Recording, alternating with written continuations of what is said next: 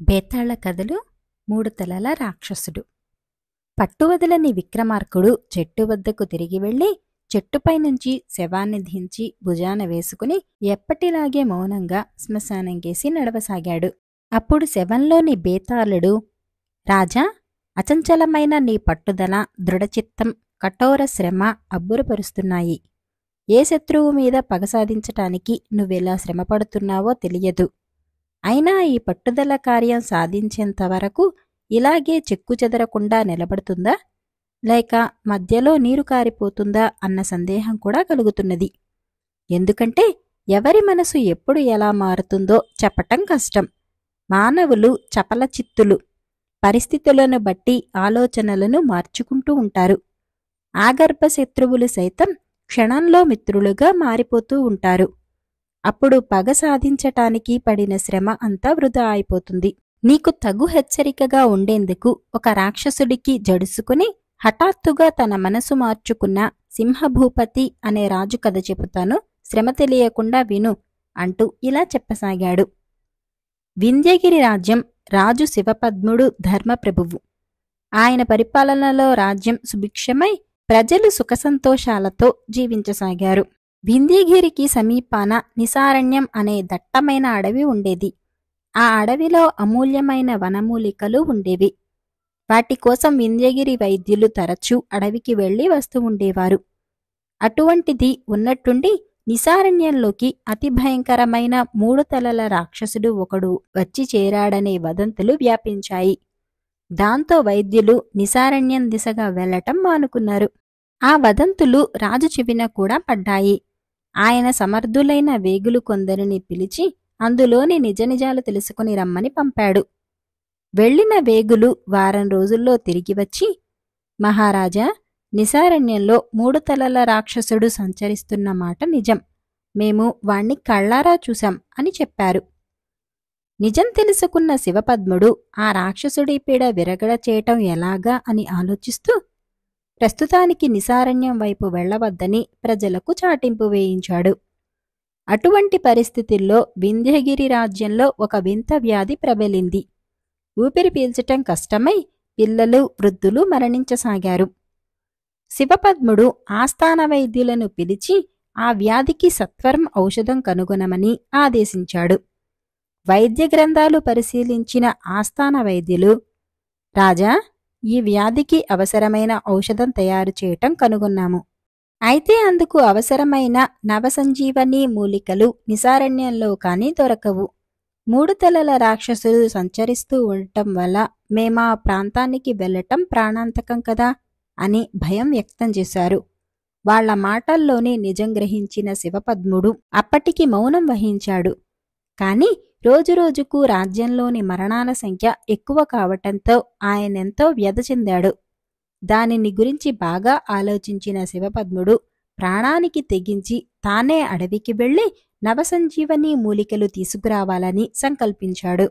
అయితే ఆ విషయం బయటకు వెల్లడిస్తే మహారాణి, మంత్రులు, ప్రజలు తనను ఆటంకపరుస్తారని భావించిన శివపద్ముడు రహస్యంగా అడవికి వెళ్లాలని నిర్ణయించుకున్నాడు. ఆయన ఆ ఆస్థాన వైద్యులను పిలిపించి నవసంజీవని మూలికలు ఎలా ఉంటాయో, నిసారణ్యంలో అవి ఎక్కడ దొరుకుతాయో వాకబు చేసి వివరాలు క్షుణ్ణంగా తెలుసుకున్నాడు. ఒకనాటి రాత్రి శివపద్ముడు అంతఃపురం నుంచి రహస్యంగా అశ్వారూఢుడై బయలుదేరిపోయి నిసారణ్యం చేరాడు. నిసారణ్యంలోకి ప్రవేశించిన మహారాజు వైద్యులు చెప్పిన సంజీవగిరి సమీపంలో ఒక ఊడల మర్రి చెట్టు కింద ప్రశాంతంగా తపస్సు చేసుకుంటున్న మూడు తలల రాక్షసుణ్ణి చూసి విస్తుపోయాడు. తపోశాలి అయిన మూడు తలల రాక్షసుడి నుంచి తనకు ఎటువంటి ప్రమాదమూ జరగదని ఆశించాడు. శివపద్ముడు గుర్రాన్ని దూరంగా ఒక చెట్టుకు కట్టేసి మూడు తలల రాక్షసుడి తపస్సుకు భంగం కలగకుండా అతడి కళ్ళు తెరిచే వరకు ఓపికగా అక్కడే కూర్చున్నాడు. కొంతసేపటికి కళ్ళు తెరిచిన రాక్షసుడు శివపద్ముణ్ణి చూసి, చాలా కాలానికి కనిపించిన నరుడేవి, ఇంతకు ఎవరు నువ్వు, ఎందుకు వచ్చావు అని ప్రశ్నించాడు. శివపద్ముడు వినయంగా రాక్షసుడికి నమస్కరించి, రాక్షసోత్తమా, నా పేరు శివపద్ముడు, వింధ్యగిరి రాజ్య పాలకుడును. ప్రస్తుతం రాజ్యంలో ఒక వింత వ్యాధి ప్రబలి ప్రజలు మరణిస్తున్నారు. ఆ మరణాలు ఆపటానికి అవసరమైన నవసంజీవని మూలికలు ఇక్కడ సంజీవగిరిలో ఉన్నాయి, వాటికోసమే వచ్చాను అని చెప్పాడు. అందుకోసం రాజువైన నువ్వే స్వయంగా రావాలా?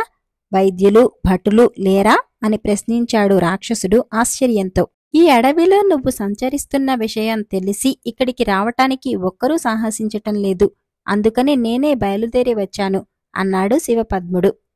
నీకు ప్రాణభయం లేదా అని అడిగాడు 3 తలల రాక్షసుడు. ప్రజల క్షేమం రాజుగా నా ప్రథమ కర్తవ్యం, అందుకు ప్రాణాలు ఇవ్వటానికైనా నేను సిద్ధం అన్నాడు శివపద్ముడు. రాక్షసుడు రాజువంక ప్రశంసగా చూస్తూ అంతలో దూరంగా గుర్రపుడెక్కల చప్పుడు వినవచ్చింది. రాక్షసుడు శివపద్ముడు వస్తున్నది ఎవరా అని అటుకేసి చూశారు. కొద్ది క్షణాలలో అశ్వారూఢుడైన వ్యక్తి వారి వద్దకు వచ్చాడు. అతణ్ణి విక్రమపురి రాజు సింహభూపతిగా శివపద్ముడు గుర్తించాడు. వింధ్యగిరి విక్రమపురి రాజ్యాల మధ్య 3 తరాల శత్రుత్వం ఉన్నది.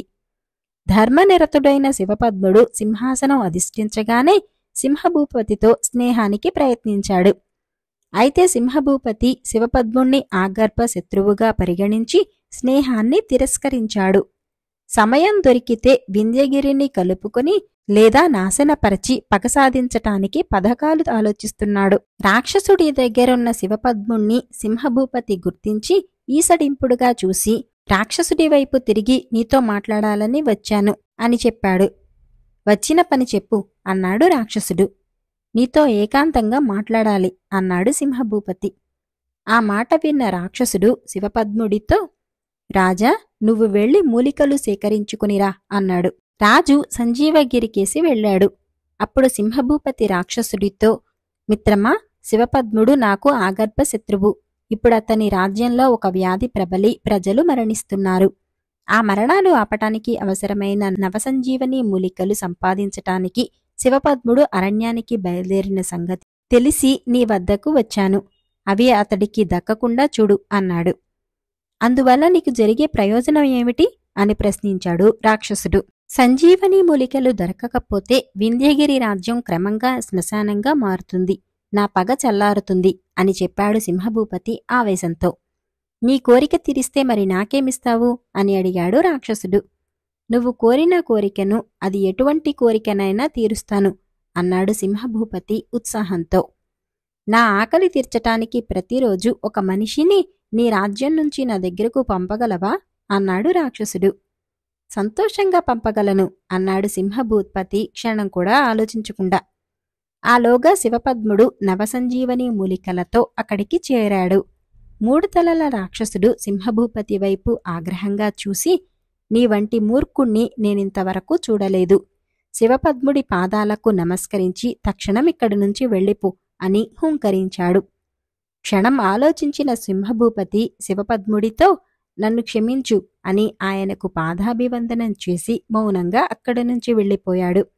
శివపద్ముడు 3 తలల రాక్షసుడికి నమస్కరించి రాక్షసోత్తమా, నేను ఒక సహాయం కోరి నీ వద్దకు వస్తే నువ్వు 2 సహాయాలు చేశావు. నీకు నా జన్మాంతం కృతజ్ఞుణ్ణి అన్నాడు. నీ ధర్మ నిరసతి శ్లాఘనీయం. ఇప్పుడే నేను నిసారణ్యం వదిలి మరొక అరణ్యానికి వెళతాను అంటూ పెద్ద పెద్ద అంగలు వేసుకుంటూ అక్కడ నుంచి బయలుదేరాడు. శివపద్ముడు నవసంజీవని మూలికలతో రాజ్యం చేరాడు. బేతాళుడు ఈ కథ చెప్పి రాజా, రాక్షసుడు అడిగిన నరమాంసం పంపడానికి సైతం సమ్మతించిన సింహభూపతిని 3 తలల రాక్షసుడు మూర్ఖుడివని ఎందుకు నిందించాడు? అన్నాళ్ళు ఆగర్భ శత్రువుగా భావించిన శివపద్ముడికి సింహభూపతి ఎందుకు పాదాభివందనం చేశాడు? రాక్షసుడికి భయపడి అలా చేశాడా? నవసంజీవని మూలికలు సంపాదించటానికి అనుమతించటం రాక్షసుడు చేసిన తొలి సహాయం.